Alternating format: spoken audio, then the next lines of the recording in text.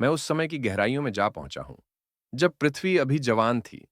चारों ओर आग के पर्वत फट रहे थे और धुआं आसमान को ढक रहा था। धरती के गर्भ से लावा बह रहा था और उसी गर्माहट में जीवन ने पहला सांस लिया।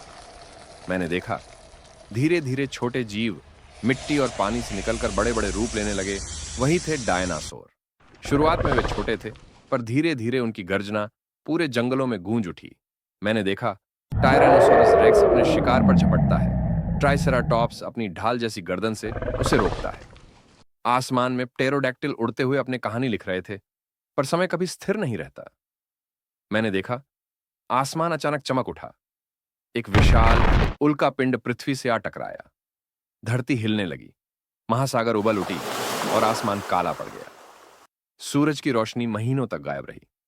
ठंड और अंधकार ने धीरे धीरे इन विशाल प्राणियों की सांसें रोक दी। जंगल राख बन गए और धरती पर सन्नाटा छा गया। मैंने देखा, जहां कभी गर्जना थी वहां अब खामोशी है, पर इसी राख के नीचे जीवन फिर से करवट ले रहा था। छोटे छोटे जीव, पक्षी और अंततः इंसान, सब उसी मिट्टी से निकल रहे थे जहां कभी डायनासोर राज करते थे।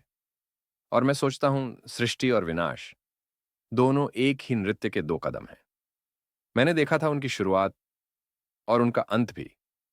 उनके अंत में ही नई शुरुआत थी, क्योंकि सृष्टि कभी रुकती नहीं, वह बस अपना रूप बदलती रहती है।